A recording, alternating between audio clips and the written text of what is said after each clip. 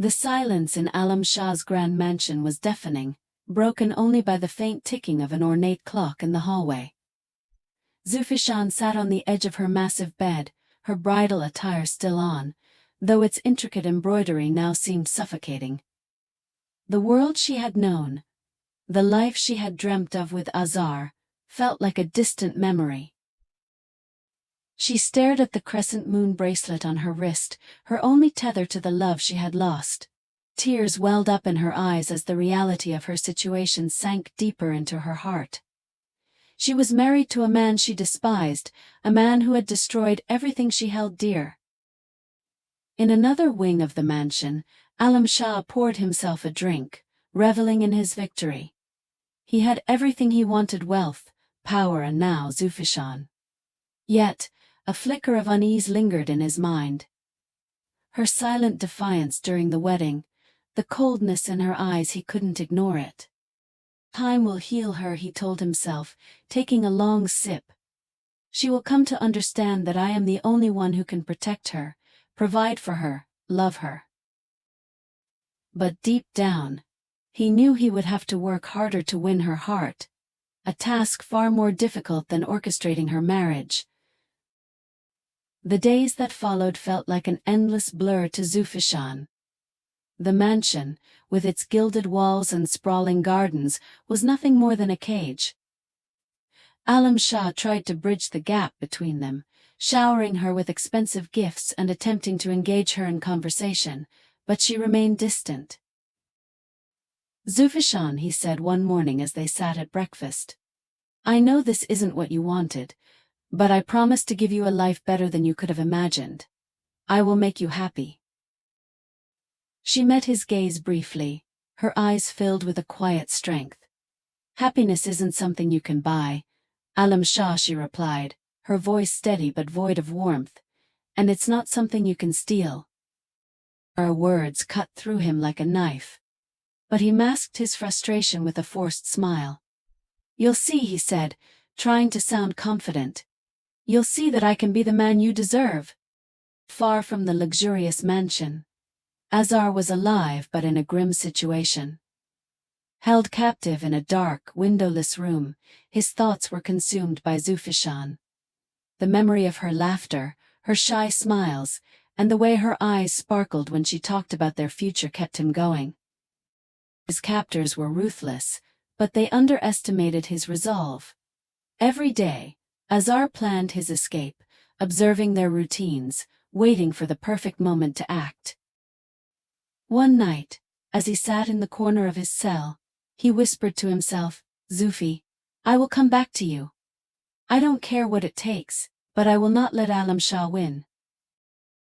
Back at the mansion, Zufishan found solace in the solitude of the garden. One afternoon, while tending to the flowers, a task that reminded her of simpler times, she encountered a servant who seemed hesitant to speak. Begum Sahiba, the servant said cautiously, I need to tell you something.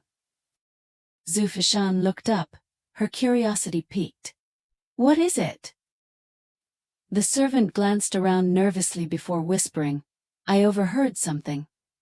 Alam Shah Sahib. He may have had something to do with Azar Sahib's disappearance. Zufishan's heart skipped a beat.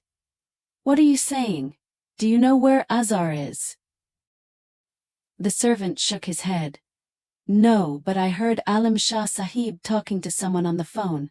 He mentioned Azar Sahib, and something about keeping him away.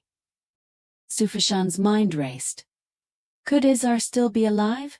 The faint hope that flickered in her heart threatened to overwhelm her. Please, she said urgently, if you hear anything else, tell me. That evening, Zufishan couldn't contain her emotions any longer. She stormed into Alam Shah's study, where he was going through some documents. Alam Shah, she said, her voice trembling with anger. He looked up, surprised by her sudden outburst. Zufishan, what's wrong? What did you do to Azar? She demanded, her eyes blazing. He set down his pen, his expression hardening. I did what I had to do to protect you, Zufishan. Azar wasn't good enough for you. He couldn't give you the life you deserve. Her hands balled into fists. You had no right. No right to interfere in my life or take him away from me. Alam Shah stood, his towering figure imposing, but his voice softened. I did it because I love you. I've loved you from the moment I saw you, Zufishan. Everything I've done has been for you. Love, she spat, her voice dripping with disdain. You don't know the meaning of love. Love is selfless. Love is kind. What you've done is nothing but selfishness and cruelty. Her words struck a nerve, and for the first time, Alam Shah's composure faltered. I will make you love me, Zufishan, he said, his voice trembling with a mix of desperation and determination. I will prove to you that I am worthy of your love.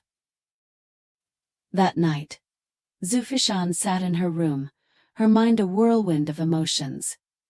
The revelation that Alam Shah might have orchestrated Azar's disappearance ignited a fire within her. She resolved to uncover the truth, no matter the cost. Looking at the crescent moon bracelet on her wrist, she whispered, Azar, wherever you are, I will find you. I won't let him win. Meanwhile, Azar's moment of escape finally arrived. One of his captors, careless and overconfident, left the door to his cell slightly ajar. Seizing the opportunity, Azar attacked the man, knocking him unconscious. With his captor's keys in hand, he made his way through the dimly lit corridors, his heart pounding. As he stepped into the cool night air, a sense of freedom washed over him. But his journey was far from over. Zufi, he whispered to himself, I'm coming for you.